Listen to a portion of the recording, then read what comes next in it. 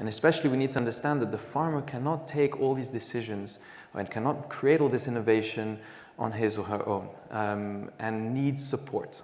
So we need to be not just, if we're thinking about financing, for example, and funding, and I know that many people are very aware of this, but we can't just be looking at financing the farmer or financing the farm itself. We need to be looking at financing projects or businesses or systems that support the farmer to replace these older systems which are not really benefiting the farmer completely.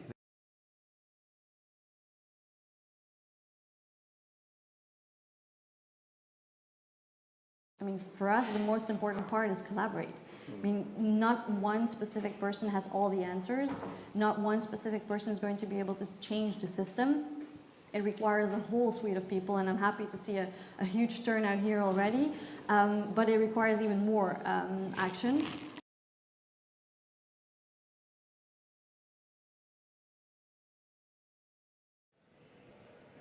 I think to make it move, therefore, we've got to build the architecture. If you want the bigger people to come into the room, the household names, the BlackRock, the Blackstones, the people who can give you the big checks, if that's what you need, we've then got to get scalable models.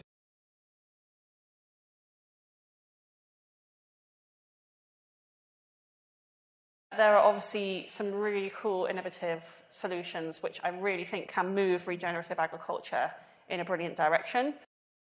Resilience is obviously really key for farmers now. Like in the UK, we have a drought every year pretty much now. We have floods every winter.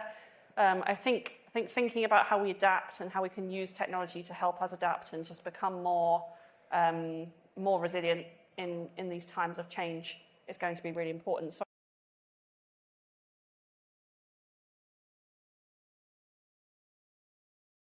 I genuinely believe that the next wave in finance is genuinely making things participatory.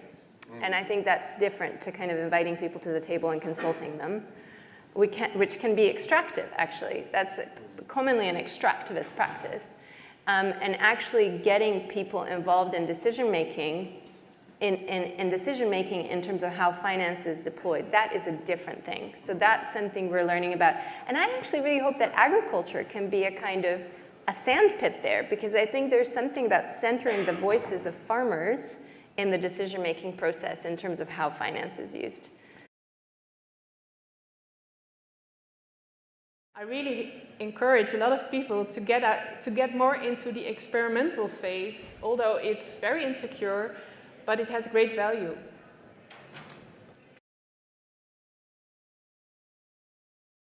I want as less infrastructure as I can possibly need to farm regeneratively, and the rest I want to invest in life, in soil, in compost, in microbes, in trees, in people. It's labor intensive in people. It's the best investment we can make. So how can we come up with a system that actually wants to invest in life?